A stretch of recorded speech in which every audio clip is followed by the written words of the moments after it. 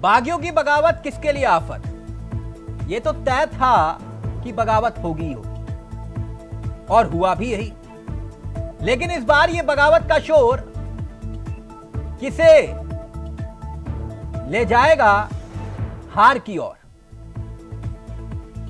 अब कह सकते हैं कि कैसे लगेगा जीत का जोर? जोर दोनों तरफ से जीत का लगाया जा रहा है, मगर टिकट के बाद बगावत जिस तरह से देखी जा रही है उससे एक बात साफ निकल के आ रही है, टिकट नहीं मिला तो एकला चलो रे, एकला चलो रे। अब बागियों की बगावत ने आफत बढ़ा दी है। बागियों के तेवर नरम होने का नाम नहीं ले रहे। कांग्रेस बीजेपी के लिए अब उनके अपने ही मुसीबत का सबब बन रहे हैं। वैसे बीजेपी एक्टिव हो चुकी है। बीजेपी की एक अपनी खासियत भी है, डैमेज कंट्रोल करने में माना जाता है कि बीजेपी ज्यादा बेहतर तरीके से काम करती है। कांग्रेस वही अपने पुराने ठर्रे पर, कोई माने तो माने ठीक, वरना निर्दलीय लड़ जाओ, कोई दिक्कत नहीं। यानी संगठन की तरफ से कोई भी गंभीरता नहीं दिखाई दे रही कांग्रेस। अपनों को मनाने में कांग्रेस फिसड्डी साबित हो रही है, जबकि बीजेपी अपने नेताओं को चारों दिशाओं में भेज चुकी है। अब बीजेपी कांग्रेस के लिए क्या वाकई बागी सिरदर्द बनेंगे? पहले रिपोर्ट देखिए और आज इसी मुद्दे पर करेंगे चर्चा। हमारे साथ जुड़ चुके हैं मेहमान, लेकिन पहले इस रिपोर्ट पर गौर फरमाएं। बीजेपी कांग्रेस में बगावत, सियासी दलों पर आफत, नाराज नेताओं ने खोला मोर्चा, कई नेताओं ने निर्दलीय भरा पर्चा। उत्तराखंड में इस वक्त बीजेपी और कांग्रेस में जमकर सियासत देखने को मिल रही है। दोनों ही सियासी दलों के लिए मुश्किलें किसी और ने नहीं बल्कि अपनों ने खड़ी कर दी हैं। निकाय चुनाव में अपनों को टिकट दिलाने की उम्मीद लगाए बैठे नेताओं की जब सुनवाई नहीं हुई तो उन्होंने अपनों के खिलाफ ही मोर्चा खोल दिया। कांग्रेस और बीजेपी दोनों दलों में कई जगह बगावती तेवर देखने को मिल रहे हैं। कांग्रेस के कई नेता खुलकर बगावत का बिगुल फूंक रहे हैं। पिथौरागढ़ में मेयर का टिकट घोषित होते ही वहां के कांग्रेस के विधायक मयूख महर ने नाराजगी जाहिर की। चुनावी मैदान में उतारे गए कांग्रेस के प्रत्याशी के खिलाफ ही नामांकन करने वाले उम्मीदवार के नामांकन में पहुंचकर अपने तेवर साफ दिखा दिए। आज जो ये चुनाव की तेवर में जो पार्टी ने आगे में तो टिकट दिया है उसमें हमें घोर आपत्ति है, क्योंकि बिहार की संभ्रांत जनता एक योग्य प्रत्याशी को कुछ पे देखना चाहती है और जिस प्रत्याशी को टिकट दिया गया है उसका अतीत किसी से छिपा हुआ नहीं है और बिहार का हर वोटर, हर नागरिक, हर बच्चा जानता है कि उनका भूत क्या था, वर्तमान क्या है और भविष्य को क्या करेंगे। सैनिक की पुत्री हूँ, एक सैनिक की पुत्रवधू हूँ और एक योद्धा की पत्नी हूँ और हम यहाँ पे श्री मयूख महर जी के सिपाही हैं और हम यहाँ पे इलेक्शन लड़ेंगे। वहीं दूसरी तरफ अपनी पत्नी के लिए मेयर का टिकट मांग रहे कांग्रेस के वरिष्ठ नेता और प्रदेश के उपाध्यक्ष मथुरादास जोशी ने भी खुलकर नाराजगी जाहिर कर दी है। देखिए, मैं पार्टी में लगभग 1978 से काम कर रहा हूँ और विभिन्न पदों पर काम किया मैंने, उत्तर प्रदेश से लेकर यहाँ तक, NSUI से लेकर कांग्रेस तक, और 2000 से लगातार आपके लोगों के बीच में हूँ। पार्टी का काम 24 घंटे पार्टी का काम करता हूँ और मैं खुद नहीं था इच्छुक लड़ने को, क्योंकि पिथौरागढ़ मेयर की सीट महिला के लिए आरक्षित हुई। मेरी धर्मपत्नी इससे पहले जिला पंचायत की सदस्य थी और सर्वाधिक वोट से जीत गए। मथुरादास जोशी की नाराजगी को लेकर जब कांग्रेस प्रदेश अध्यक्ष करण माहरा से सवाल पूछा गया तो उन्होंने टिकट बंटवारे को सही और जायज बताया। यानी उन्हें नाराजगी की कोई चिंता, कोई टेंशन नहीं, कोई भी आए कोई भी जाए। सुनिए। कोशिश चल रही है मनाने की और पार्टी ने एक डिसीजन लिया है। एक ऐसी महिला को जिसने 2019 के बाई इलेक्शन में पार्टी के लिए चुनाव लड़ा, उस समय कोई वरिष्ठ वहाँ चुनाव लड़ने के लिए तैयार नहीं था और वो 3 साल से DCC की प्रेसिडेंट हैं, जिला पंचायत के सदस्य हैं और सबसे बड़ी बात यह है कि 3 साल से पार्टी के सारे कार्यक्रमों को कर रही हैं, सारे कार्यक्रमों में प्रतिभाग करती हैं, बढ़ चढ़कर हिस्सा लेती हैं, पार्टी को बनाए रखने, मजबूत बनाए रखने में अपनी भूमिका निभाती है। यानी कि कांग्रेस को इस बात का कोई फर्क नहीं पड़ता कि उनके नेताओं में नाराजगी है टिकट बंटवारे को लेकर, ना ही कोई मान मनोबल का दौर और ना ही नेताओं के बगावती सुर को थामने के लिए किसी समिति का गठन। जबकि बीजेपी में बगावत की बात करें तो उसके घर में भी आलम कुछ ऐसा ही है। कर्णप्रयाग नगर पालिका सीट पर थराली में बीजेपी के विधायक भोपाल राम टमटा के बेटे जयप्रकाश ने निर्दलीय प्रत्याशी के रूप में नामांकन करवाया। उधर रुड़की में मेयर का टिकट नहीं मिलने से नाराज पूर्व मेयर यशपाल राणा ने अपनी पत्नी को निर्दलीय चुनावी रण में उतार दिया। हरिद्वार में पूर्व दर्जाधारी नसीम कुरैशी ने बागी तेवर अपनाते हुए जुलूस निकाला। मगर बीजेपी पूरी तरह से एक्टिव मोड में आ गई है। अपने नाराज नेताओं को मनाने के लिए टीम बना दी गई है और अगर फिर भी कोई नहीं माना तो अनुशासनहीनता के तहत कार्रवाई का जिक्र किया जा रहा है। कई जगह कुछ नाराज पार्टी के पदाधिकारियों के द्वारा नामांकन किए गए हैं। सभी लोगों से हमारी बातचीत चल रही है और हमको पूरी उम्मीद है कि 2 तारीख तक नाम वापसी के दिन सभी लोग अपना जो अधिकृत नहीं है वो लोग नाम वापस लेंगे। और आज हमारी प्रदेश की चुनाव प्रबंधन समिति की बैठक अपने प्रदेश अध्यक्ष आदरणीय महेंद्र भट्ट जी की अध्यक्षता में होने जा रही है और उसमें चुनाव, यानी बीजेपी को पूरा यकीन है कि उनके अपने मान जाएंगे। हमारे साथ 3 मेहमान आपकी स्क्रीन पर दिखाई दे रहे हैं। शीशपाल बिष्ट जी हैं, कांग्रेस के चेहरे हैं। राजेश्वर जी हमारे साथ बीजेपी के चेहरे हैं और नीरज जी हमारे साथ वरिष्ठ पत्रकार हैं। उत्तराखंड की सियासत को बहुत करीब से देखते समझते आए हैं। नीरज जी, पहले शुरुआत आप ही के साथ करूंगा।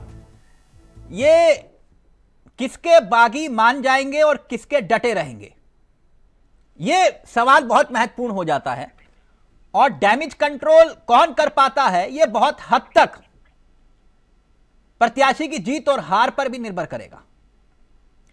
तो क्या आपका आकलन है किसके बागी मान जाएंगे और किसके डटे रह जाएंगे? तिलक जी, देखें, ये बताना कहना तो बड़ा कठिन है और लेकिन बहुत महत्वपूर्ण चीजें जो आपने शेयर की, ये इस निकाय चुनाव की समझो एक किस्म से रीढ़ है, क्योंकि जो बागी है वो ही पॉलिटिकल पार्टियों के जो सियासी समीकरण है बिगाड़ने में उन्हीं की भूमिका रहती है। और सबसे बड़ी बात जो आपने डैमेज कंट्रोल की कि यहाँ परीक्षा जो है दोनों दलों की डैमेज कंट्रोल की है कि जो उनके बागी है उनको कहा और किस हद तक वो मना सकेंगे और किस हद तक से वो अपने चुनावी प्रबंधन में सक्सेस होते हैं। तो ये मेन कड़ी है।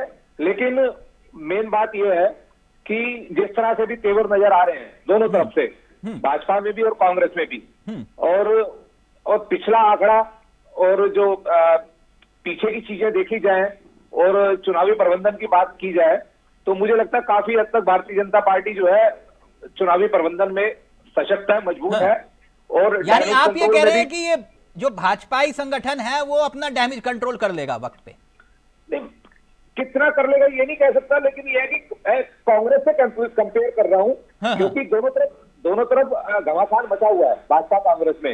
लेकिन आप देखें कि कांग्रेस पार्टी के वरिष्ठ उपाध्यक्ष संगठन जो सर्वा है, जो ये कह रहे हैं सार्वजनिक रूप से मीडिया को बयान दे रहे हैं ओपन कि भैया मेरे को 48 वर्ष हो गए इस पार्टी में, 16 साल की उम्र से मैं सेवा करता हूं इस पार्टी की, और आज पार्टी ने मेरी उपेक्षा कर दी। और उसके अलावा जो उन्होंने गंभीर आरोप लगाए कि मैंने जब विधायक के लिए आवेदन किया, विधायक की सीट के लिए आवेदन करा, चाहे वो यशपाल आ रहे हो, चाहे हरीश रावत हो, चाहे प्रीतम सिंह हो, इन सब लोगों ने मेरा टिकट काटा। और इस बार भी जो है शराब माफिया और खनन माफियों को जो है टिकट दिए गए और जो एक्चुअल कार्यकर्ता है पार्टी का उसकी घोर अपेक्षा की जा रही है। तो जब पार्टी का इतना बड़ा लीडर, स्टेट का लीडर सार्वजनिक तौर पर सड़क पर आकर ये बात कह रहा है तो आप कांग्रेस पार्टी की दशा और दिशा समझ सकते हैं। नहीं नीरज जी, जहां तक मेरा आपका तजुर्बा ज्यादा है मुझसे, लेकिन मेरा यह मानना है कांग्रेस को कोई फर्क नहीं पड़ता, रत्ती भर फर्क नहीं पड़ता। इनका तो संगठन टूट गया, सरकार टूट गई, इनको तब फर्क नहीं पड़ा। तो यहां तो वो निष्ठावान कार्यकर्ता का सवाल है। ऐसे कितने कार्यकर्ता आए और कितने चले गए? एक मतलब जोशी आएंगे, दूसरे आ जाएंगे। कहां सम्मान है? कब सम्मान है? तिलक जी कोई मुख्य बात नहीं, ये है, वो दरी और झंडा उठाते उठाते पूरी उम्र गुजर गई। टिकट मांगा तो बोले नहीं मिलेगा, जाओ। कोई मनाने नहीं जाता। असल में तिलक जी कांग्रेसियों को जीत से पेट भर गया है। हाँ। और जीत की जो भूख है ना वो कांग्रेसियों की खत्म हो गई है। अब इनकी इच्छा तृष्णा रही नहीं कांग्रेस अब तो वो बेचारे कांग्रेस के कार्यकर्ता सोच रहे हैं जिसने पूरी जिंदगी गुजार दी कांग्रेस में, उसको नहीं पूछा जा रहा, तो भाई हमें कौन पूछेगा? कौन पूछेगा? कौन पूछेगा? खैर कोई बात नहीं। शीशपाल जी, प्रदेश अध्यक्ष कह रहे हैं ठीक है, जो टिकट दिया बिल्कुल फाइनल, ओके, कोई दिक्कत नहीं। बोले साहब मनाओगे? अरे कोशिश की जाएगी, जैसे होता ना पुराने जमींदार टाइप के, माने तो माने ठीक, वरना फिर जाओ जहां जाना है, रास्ता खुला है। मतलब कांग्रेस में तो कुछ मतलब बिल्कुल वैसा ही हाल। और वहां देखिए भाजपाई चारों दिशाओं में इधर से उधर बिल्कुल निकल गए, बोले कहां कहां कौन कौन बागी खड़ा हुआ, लिस्ट निकालो फटाफट। सबको फोन खटखटाए जा रहे हैं, दिल्ली तक से फोन आ रहे हैं। और आपके यहां तो वही मामला पुराना। देखिए तिलक जी, एक तो कांग्रेस पार्टी में बहुत ज्यादा बगावत नहीं है। भारतीय जनता पार्टी के अगर आप आंकड़े उठा करके देखेंगे तो 4-4, 5-5 बागी एक सीटों पर खड़े हैं। और कांग्रेस पार्टी के जहां तक आदरणीय प्रदेश उपाध्यक्ष जी की नाराजगी का सवाल है, निश्चित तौर पर हम इसको गंभीरता से ले रहे हैं और लगातार उनके साथ बातचीत भी हो रही है। वो बहुत वरिष्ठ है, उनका अनुभव बहुत बड़ा है। कौन बातचीत कर रहा है? निश्चित तौर पर कौन बातचीत कर रहा है? गुस्से में आकर के, क्रोध में आके आदमी क्रोध में आकर नहीं, है। जिस व्यक्ति को आपने भेजा वहां पर बातचीत करने के लिए, उसका नाम नहीं लूंगा मैं यहां पर, ठीक है ना? उचित नहीं है, मत बुलवाइए। आपसे सिर्फ मैं ये कह रहा हूं कि आप ये कह रहे हैं ये अनुशासनहीनता के दायरे में आता है। एक प्रवक्ता और दूसरा प्रदेश उपाध्यक्ष और उस पद पर बैठा हुआ व्यक्ति नीरज कोहली जी, जिस पर ना बीजेपी ना कांग्रेस किसी ने आज तक दागी होने का आरोप नहीं लगाया, किसी ने गुटबाजी का आरोप नहीं लगाया, किसी ने यह नहीं कहा कि ये उस गुट का है या उस गुट का है, किसने अपनी पूरी जिंदगी निकाल दी कांग्रेस में। आज उनको प्रवक्ता कह रहे हैं ये ओछा बयान है। आपके पार्टी के प्रवक्ता बोल रहे हैं ओछा बयान है। मतलब जिस शख्स ने पूरी जिंदगी गुजार दी कांग्रेस में, आप उसको ये कह रहे हो कि ओछा बयान दे रहे हो मथुरादास जोशी जी? तिलक जी, आप, मुझे लगता है कि अब आपका स्वतंत्र विश्लेषण है, लेकिन पार्टी का पक्ष रखना मेरा काम है। बेशक अपने दिल पे हाथ रख के बोलो। अगर आपकी पार्टी के प्रवक्ता ये बोले कि नहीं, आप दिल पे हाथ रख के बोलो, क्या मथुरादास जोशी के लिए जो बयान बोले जा रहे हैं क्या वो जायज है कि वो ओछी राजनीति कर रहे हैं? किसने कहा ओछी राजनीति? मैं आपको दिखाऊं, आलोचना करोगे? नहीं, आपको संगठन से निकाल दिया जाएगा। माफ करिए, कल आप प्रवक्ता नहीं होंगे, पूर्व प्रवक्ता होंगे अगर आपने आलोचना कर दी आज तो। नहीं, देखिए तिलक जी, पार्टी की विचारधारा से जुड़ा हुआ कोई भी व्यक्ति अगर आक्रोशित होकर के कोई बात कह रहा है, वहां तक समझ में आती आज है। मथुरादास जोशी को लेकर आप कह रहे हो कि अनुशासन के दायरे में रहो। आपका विधायक, आप ही की पार्टी के विधायक अपने प्रत्याशी उतार रहे हैं और कह रहे हैं कि हम पार्टी का आदेश नहीं मानेंगे। किसकी हिम्मत है? भेज दो, नोटिस भेज पाओगे? देखिए, भेजोगे नोटिस? जी ने पार्टी से कोई बगावत नहीं की है। उन्होंने अपनी पत्नी को निर्दलीय चुनाव नहीं लड़ाया है। मयूख महर की बात कर रहा हूं साहब, मैं क्या कह रहे हैं? और मयूख महर की बात कर रहा हूं, संज्ञान लिया है, मयूख महर का मामले की बात कर रहा हूं। नहीं, ठीक है, मुझे नहीं पता कि मयूख महर जी ने क्या कहा, लेकिन उनसे भी पार्टी नेतृत्व बात कर रहा है। अच्छा, निश्चित तौर पर बात हो रही हो, हमारे माननीय विधायक हैं, ठीक और है। उनको पार्टी के मयूख महर ने किसी और को प्रत्याशी बना के उसके नामांकन करवा दिया और आप कह रहे हो आपको मालूम नहीं। और जिसने पूरी जिंदगी निकाल दी संगठन में, उसको कह रहे हो अनुशासनहीनता का नोटिस भेजो, पार्टी से बाहर निकालो उसको। क्या गजब स्थिति है? एक मिनट, नहीं, अगर मयूख महर जी भी पार्टी के निर्णय के खिलाफ जाएंगे, उपाध्यक्ष जी अगर पार्टी के निर्णय के खिलाफ जाएंगे, तो निश्चित तौर पर पार्टी, आपने कहा नाराजगी में आपकी बात मान जाता, आप उनको मनाते तो सही। कौन मना रहा है, किसको मना रहा है, कुछ नहीं पता। बना रहे, बात हो रही है। हाँ, ठीक है, ओके। मयूख महर जी से भी बात हो रही है, उपाध्यक्ष जी से भी बात हो रही है, और राजेश्वर जी, पार्टी के वरिष्ठ नेता बात कर रहे हैं। ये हमारे घर का मामला है, ठीक, हम इसे सुलझा लेंगे। नहीं, हाँ वो तो मालूम है। मैं कह रहा हूँ आप तो बहुत अच्छा सुलझा लेते हैं। जिसकी सरकारी सदन के भीतर ही और उसके मंत्री खड़े होकर कहे कि सरकार गिर गई, तो आपने तो बहुत अच्छा डैमेज कंट्रोल किया है। एक मिनट रुक जाओ। राजेश्वर जी रहेंगे। एक उस मिनट, समय की परिस्थितियां आपसे भी छुपी भी नहीं है। जिस तरीके से केंद्र की सत्ता ने इस राज्य के अंदर लोकतंत्र को कलंकित करने का काम किया, जिस तरीके से एक मिनट, अब शीशपाल जी, राजेश्वर जी रहेंगे, आप ऑडियो नीचे, देखिए उसमें तो माने सुप्रीम कोर्ट पहले टिप्पणी कर चुका है। ऑडियो नीचे, एक मिनट। राजेश्वर जी। हाँ जी सर। देखिए, नीरज जी भी ये मानते हैं, नीरज जी का भी आकलन है और मेरा भी एक क्योंकि आकलन है, थोड़ा बहुत आप लोगों की तरह इतना बुद्धिमान नहीं हूं मैं। डैमेज कंट्रोल तक का जहां का मामला आता है तो आप लोग इस मामले में मतलब 20 नहीं 22, 24, 25 समझ लो, है ना, कि कैसे डैमेज कंट्रोल करना है। और सुनने में आया कि संगठन ने बकायदा वो लिस्ट तैयार कर दी और अलग अलग नेताओं को अलग अलग दिशाओं में भेज दिया है। तो कैसे कर पाओगे आप डैमेज कंट्रोल? देखिए, आपने भी माना, नीरज जी भी माना और सारी दुनिया मानती है और सारा भारत मानता है। हाँ। और सारी दूसरी विरोधी राजनीतिक पार्टी भी मानती है कि भारतीय जनता पार्टी बहुत अनुशासित पार्टी है। कोई छोड़ा बहुत किसी टाइम कोई विद्रोह हुआ, अपना व्यक्तिगत आक्रोश हुआ, कुछ चीजें हुई तो उनका कहीं ना कहीं जाकर के उन चीजों को सेटल डाउन कर लिया जाता है।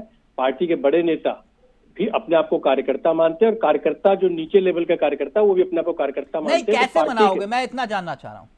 देखिए, हर से बात की जाती है, समझा जाता है, इशू समझाए जाते हैं, आगे चीजों को कैसे करना चाहिए, जो इनको चुना गया। देखिए, ऐसा तो है नहीं, पूरा डेमोक्रेटिक प्रोसेस है, उसके हिसाब से किसी न किसी को टिकट दिया गया। हाँ। और 2 में से एक ही को टिकट मिलेगा, 4 में से एक ही को टिकट मिलेगा, ये बात भी धीरे धीरे समझ में आती है।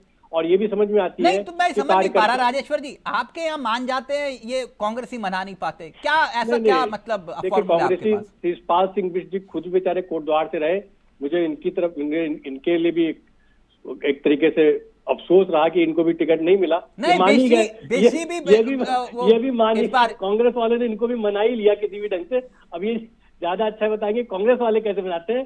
देखिए, बीजेपी तो अनुशासित पार्टी है, कार्यकर्ता को समझाया बुझाया जाता है और एक जिस ढंग की ट्रेनिंग हो रखी है, कांग्रेस में एक ट्रेनिंग इस टाइप की हो रखी है कि अकेला चलो, हम ही नेता हैं। नहीं राजेश्वर जी, आपने तो उनको भी समझा दिया, सुनिए ना मेरी बात, आपने तो उनको भी समझा दिया जिनको कांग्रेस ही नहीं समझा पाए। मैं इसलिए कह रहा हूं, जैसे 56 इंच के सीने वाले तमंचे पर डिस्को करवाते, पूरी उत्तराखंड को करवाया है ना, तो आपने तो उनको भी मना दिया, बोले कि नहीं टिकट नहीं देंगे, बैठ जाओ।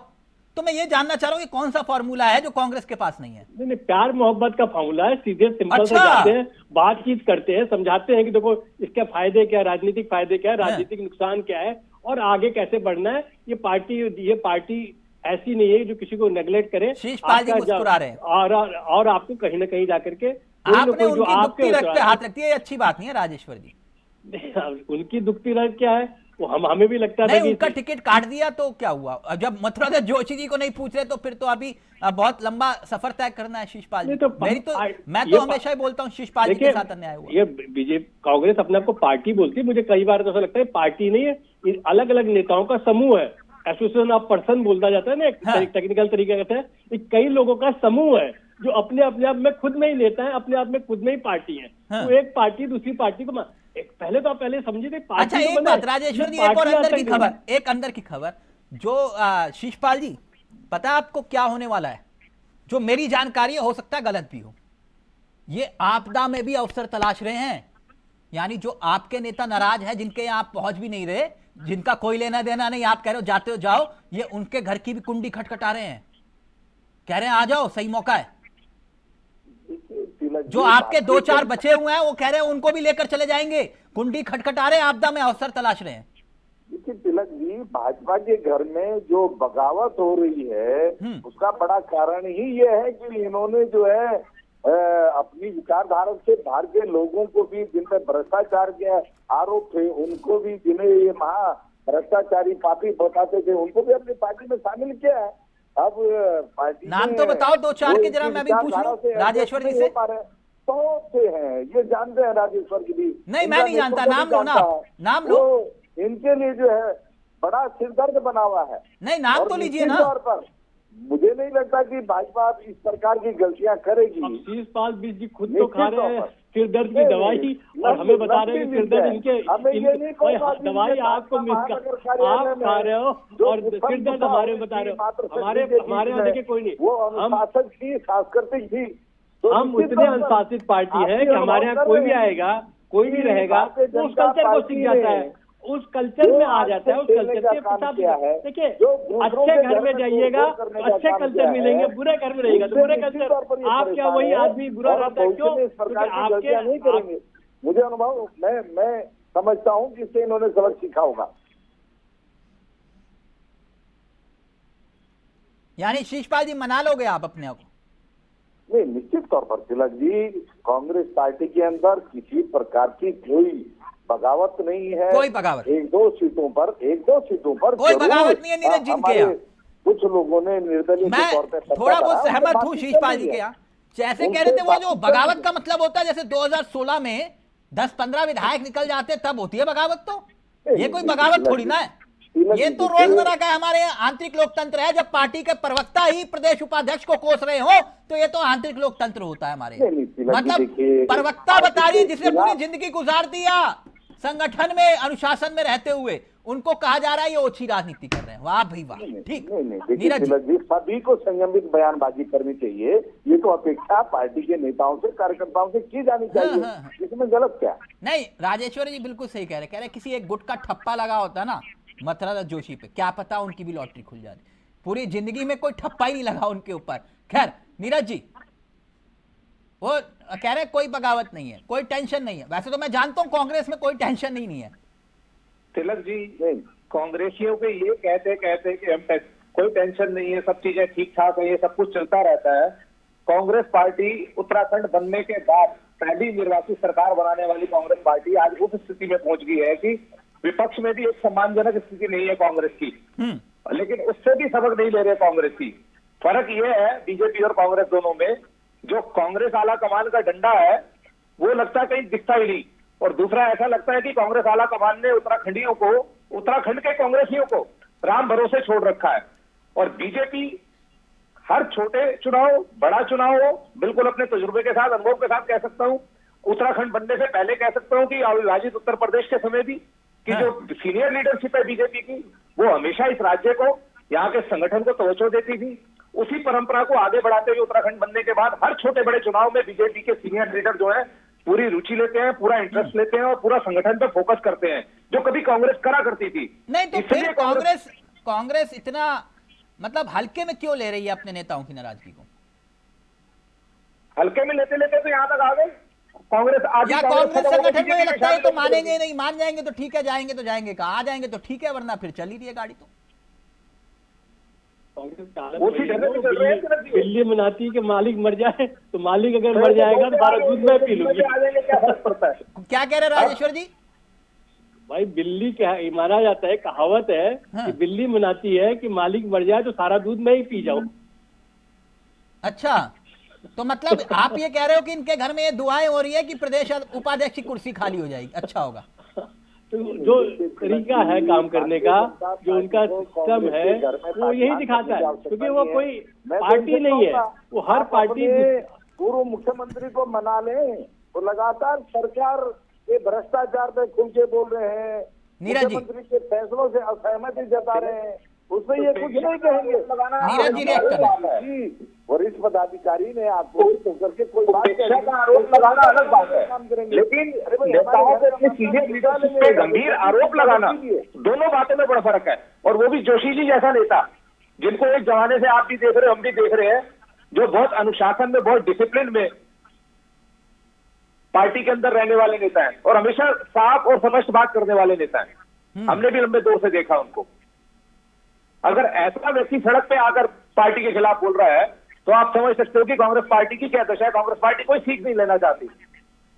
नहीं, देखिए नीरज जी, कल आक्रोशित होकर जरूर उन्होंने बयानबाजी की थी, लेकिन उसके बाद उन्होंने, आप देखिए, कोई बयान नहीं दिया है। निश्चित तौर पर बात हो रही है और वो जिम्मेदार नेता हैं और बहुत संयमित और सहज और सरल स्वभाव के नेता हैं, सारे जानते हैं। एक क्या बात करोगे आप? इसी बात पे हम भी कह रहे हैं, जिम्मेदार नेता को सड़क पे आके बोल रहे हैं तो समझ सकते हैं, क्योंकि आप क्या बात करोगे? एक मिनट रुकिए, एक मिनट रुकिए। मैं कल की डिबेट का एक अंश आपको सुनाना चाहूंगा। विशी, आप कह रहे हो ना कि हमारे यहाँ कोई नहीं, उनकी बात को समझा जा रहा है, उनके गुस्से को समझा जा रहा है। सुनिएगा, अगर आलोचना कर पाओ इतनी हिम्मत है तो बताइएगा। या आप अध्यक्ष से कुछ पूछ लीजिएगा। मैं सिर्फ एक बात कह रही हूँ, जिस भी व्यक्ति को प्रत्याशी बना दिया एक बार पार्टी ने, आप इस तरह की ओछी बातें करके आप पार्टी के हाईकमान को एक तो चुनौती दे रहे हैं, दूसरा अवहेलना और अनुशासनहीनता कर रहे हैं। अच्छा, तो मतलब ये ओछी हरकत कर रहे हैं आपका काम था निश्चित। आप मुझे तिलक जी एक चीज बताइए, वो कह रहे हैं कि मेरी वाइफ जो है सक्रिय राजनीति में थी, अब उनकी वाइफ जिला पंचायत सदस्य रह चुकी है, जिला पंचायत सदस्य पिछले 5 साल से थी। तो ऐसा तो नहीं हो सकता ना कि आप पंचायत चुनाव भी लड़ेंगे और फिर आप नगर शहरी निकाय भी लड़ेंगे। अगर हर जगह आप ही ने लड़ना है तो एक आम कार्यकर्ता कहाँ आ जाएगा? गरिमा जी, आज आप मथुरा जोशी जी के साथ अन्याय कर रहे हैं, मुझे नहीं मालूम क्यों। लेकिन एक मिनट, आप ही की पार्टी में मेयर का चेहरा भी वही होता था और विधानसभा में चेहरा भी वही होता था, तब आपको ये गणित नहीं समझ में आता था। लेकिन अभी गरिमा जी ने एक बात कही, बोले कि भाई जिस व्यक्ति के हस्ताक्षर पर सब कुछ हो रहा है वो व्यक्ति अपनी नाराजगी जता रहा है। और दूसरा ये कि मतलब मैंने कभी नहीं मथुरा जोशी जी को देखा कि अपना आपा खोया हो उन्होंने, और ऐसा कई बार हुआ। आपका पार्टी का प्रवक्ता कह रहा है ओछी राजनीति कर रहे थे, अब करेंगे आलोचना? आप करेंगे आलोचना? इतनी हिम्मत है? पूर्व प्रदेश अध्यक्ष लिखा जाएगा आपके आगे कल। बीसी कर पाओगे इतनी हिम्मत? कह चुका हूँ, पार्टी का कोई भी कितना बड़ा नेता हो उसको संयमित बयानबाजी करनी चाहिए, तो चाहे वो हमारे आदरणीय। यही तो मैं कह रहा हूँ सर, आपके यहाँ संगठन में आप ये कह रहे हो कोई नंबर 2 का व्यक्ति रहा हो और क्या सीख दे रहे हो कि भैया वहां पर ये, तो फिर मेयर का टिकट और विधायक का टिकट एक ही व्यक्ति को क्यों? देखिए, और वो क्या था जिस आपके नेता के ऊपर टिकट बेचने के आरोप लग रहे हैं, वो भी होटल के अंदर? पार्टी हित में लिया है, बहुत सोच समझ करके लिया। शीशपाल बीसी, वो क्या था फिर? वो होटल में कौन सा सांस्कृतिक कार्यक्रम हो रहा था? वहां टिकट पे बेचे जा रहे थे जो आरोप लग रहे हैं। कितने में बेच रहे थे टिकट? आपने कौन सी जांच करवाई? तिलक जी देखिए, उस पर हमने जांच करवाई है। झूठे आरोप जो है लगाए गए हैं। पार्टी के नामांकन की बैठक अगर चल रही है, वहां पर कोई व्यक्ति घुस करके लाइव करके अगर कुछ झूठ बोल रहा है, उसको प्रमाण देने चाहिए थे। हमने तो कहा कर भाई बिना प्रमाण के आप। राजेश्वर जी, फाइनल कमेंट आपका। निश्चित तौर पर पार्टी विरोधी गतिविधि है और आपने कार्रवाई भी की है। ठीक। देखिए, कांग्रेस में घमासान होता है और कांग्रेस में एक बात बड़ी क्लियर कट हो चुकी है कि कांग्रेस सिर्फ जो भी थोड़ा बहुत काम कर पाती है वो सिर्फ आके डिबेट में बोल पाती है, जमीनी हकीकत। अच्छा, ये जो इनके नाराज वाले नेता हैं उनके घर क्यों जा रहे हो आप? लेकिन हम तो सबके घर जाते हैं, हमारे वोटर भी तो है, वो जा रहे हो ना? सिर्फ नेता ही थोड़ी, वोटर भी तो है। उनके फोन की घंटी खटखटा रहे हो ना?